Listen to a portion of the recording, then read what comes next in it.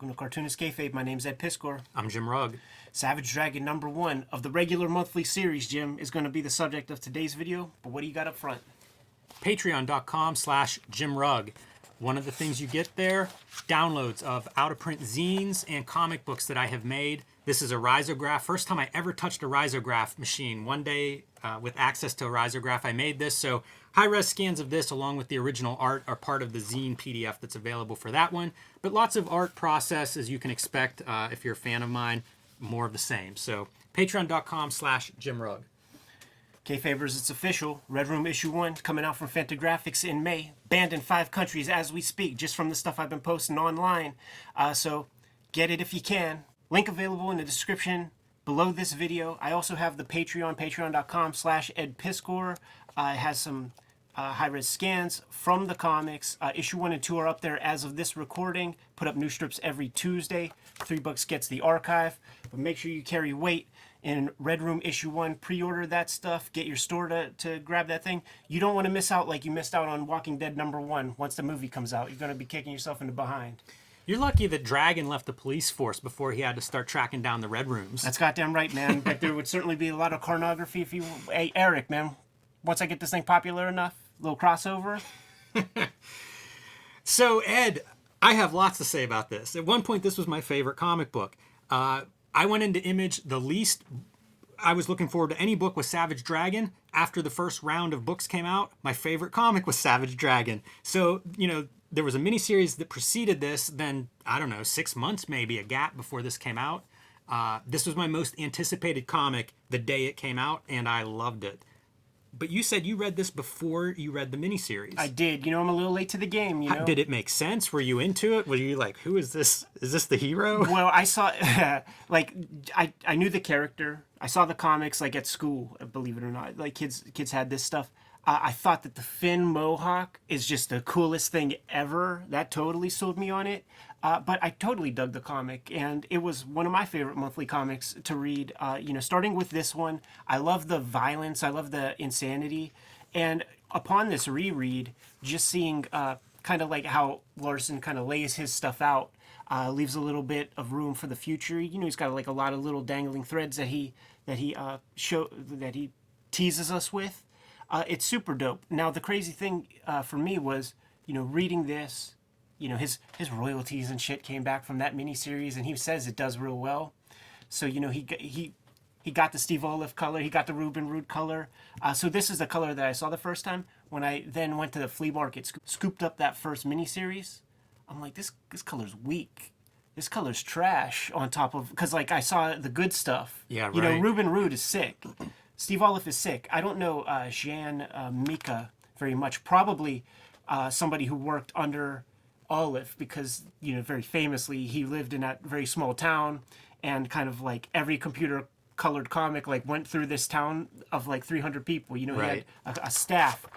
If I had to guess, like when you see the color hold stuff like that, like I feel like this looks like Steve Olive, but when I see this color hold stuff where there's no line, Ruben Root does that a lot. So I don't know who colored this cover, man. Yeah, interesting.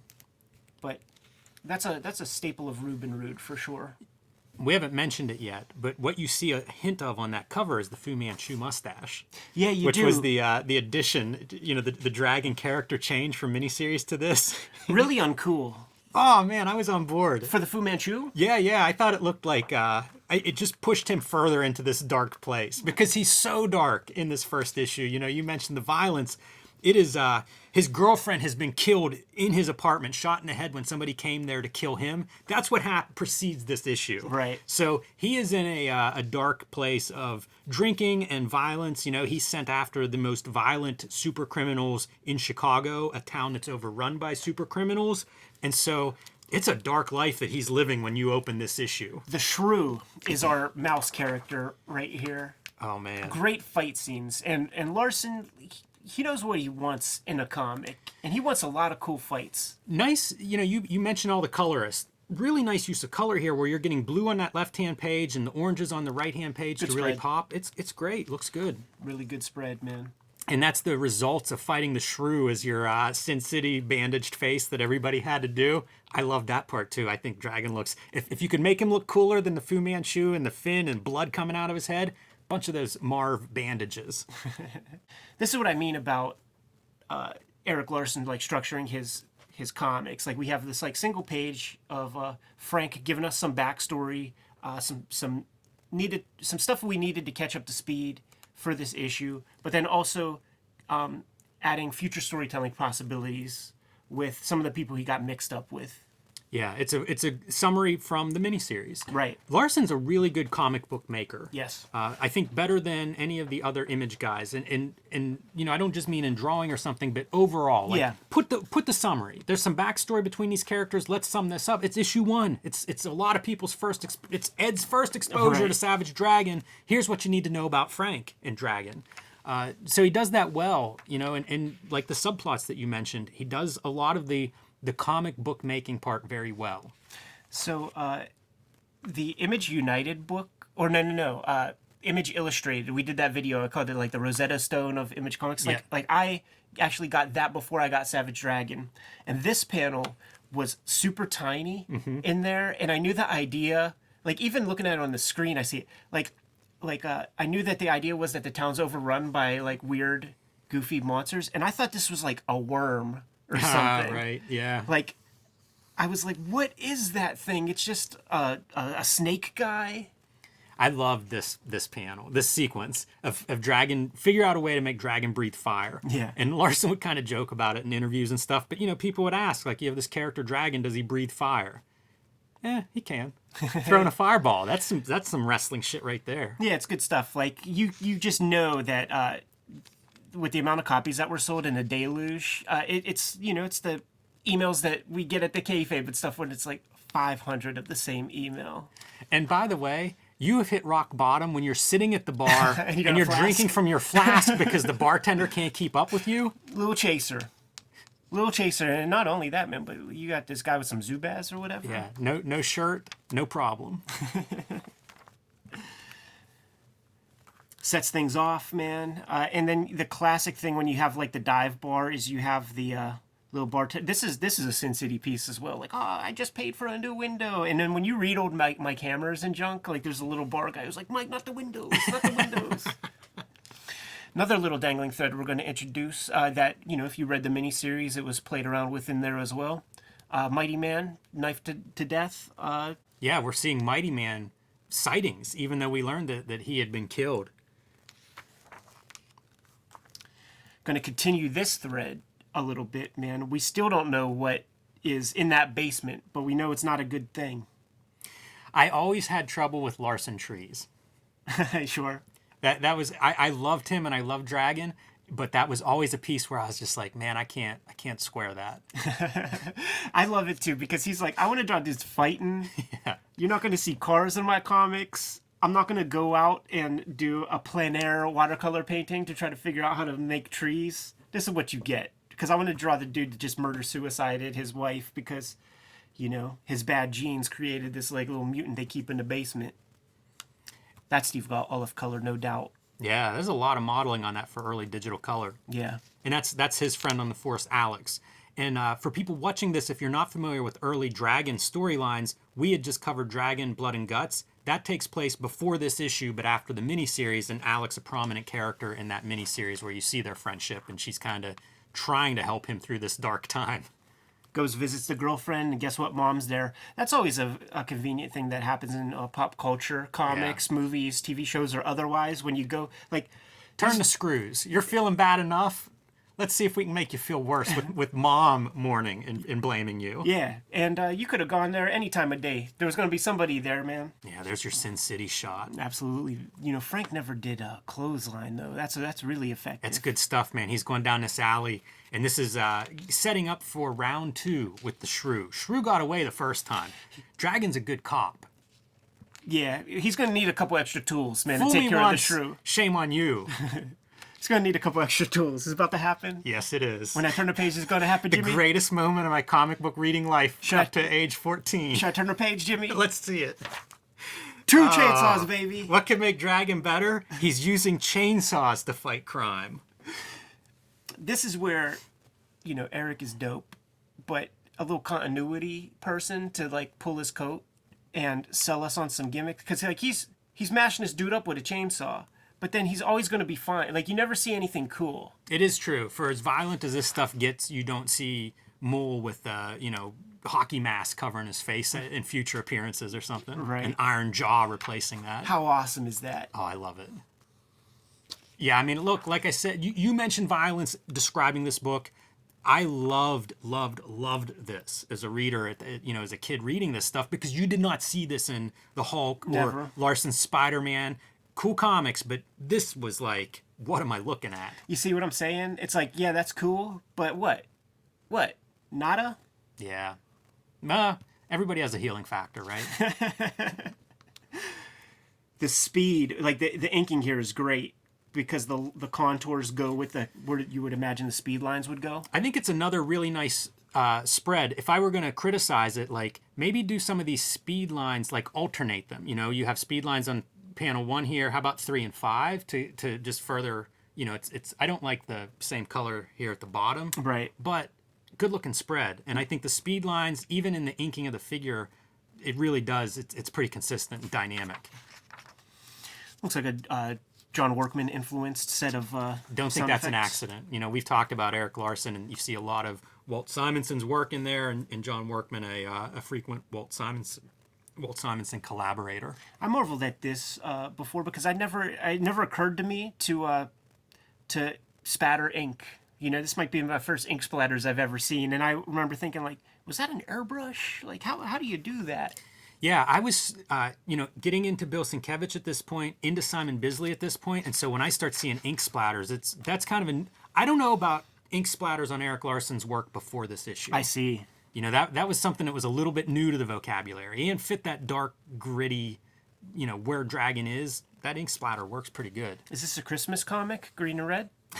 Put that on the Christmas card next year, Eric.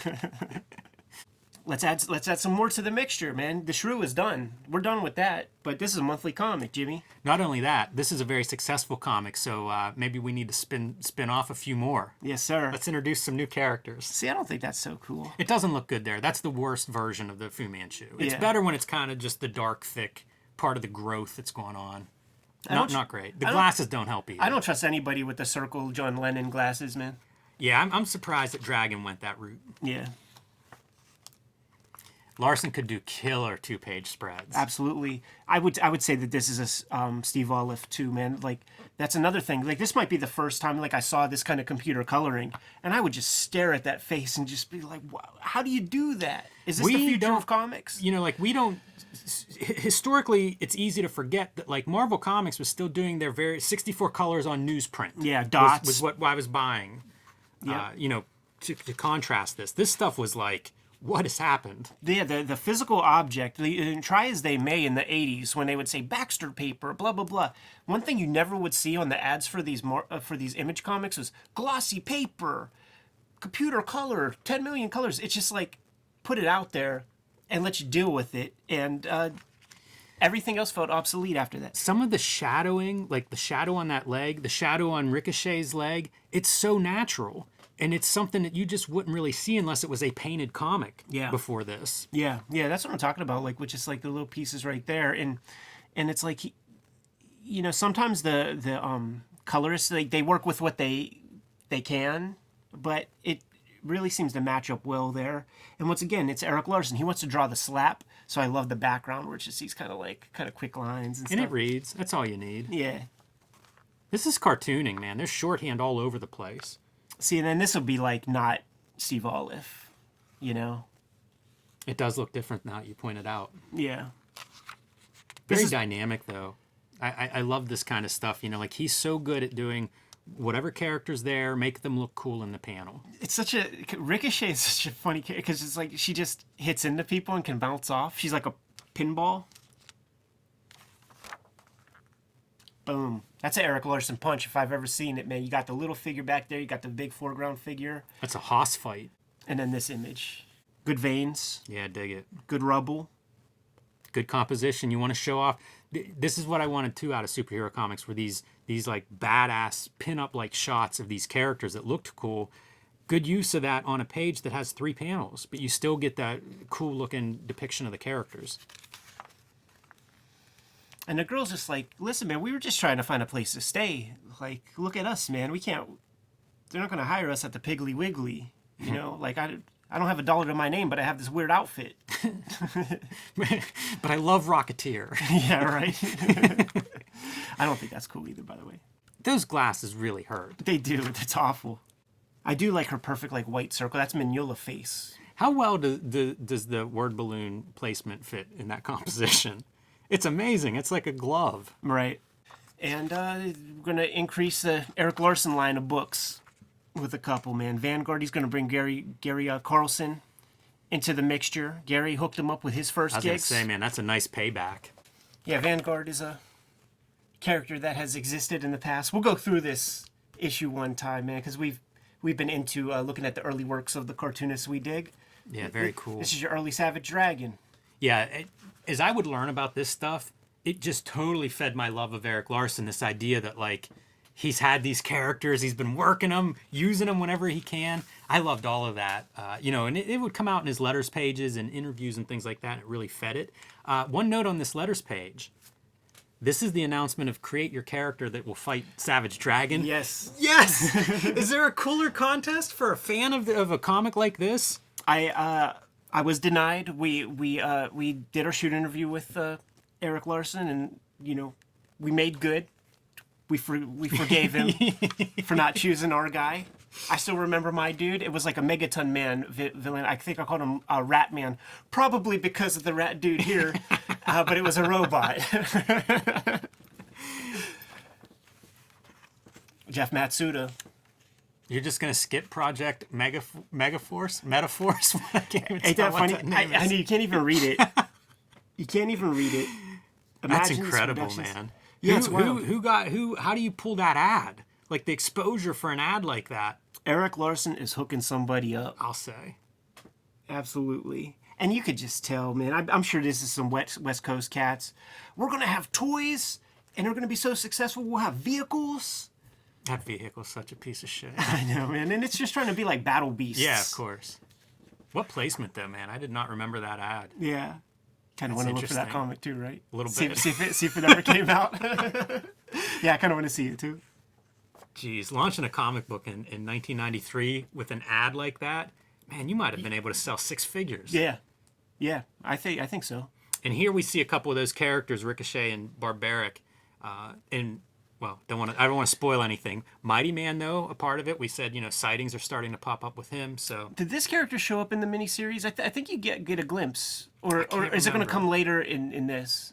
she's the basement character. She's the basement character, yeah. So I don't know if we've seen her in the miniseries. It's possible. Larson would reshuffle this stuff because, he released a Dragon miniseries that was 5 issues that reprinted the miniseries, but also had some other stuff in it, and he added some pages. Yeah. So it's Same possible. with the trade. It's right, trade. He would kind of massage things a little bit here and there. So it's hard for me to remember exactly where things pop up. But Freak Force, one of his spin-off books that he kind of builds these first several issues of the ongoing Dragon series. He builds this team up and then spins them off. Yeah, smart conceit, smart idea, man. It's fun, man. It's fun seeing him take all of these characters from his childhood, from his life, and really get a chance to make a universe. Absolutely, man. Fun to look at, fun to revisit. We did Spawn not too long ago. Let's do Savage Dragon. Love it. Ready to go? Yes. Kayfabers, follow, subscribe to the YouTube channel. Hit the bell. We'll notify you when new vids are available. What you got, Jim?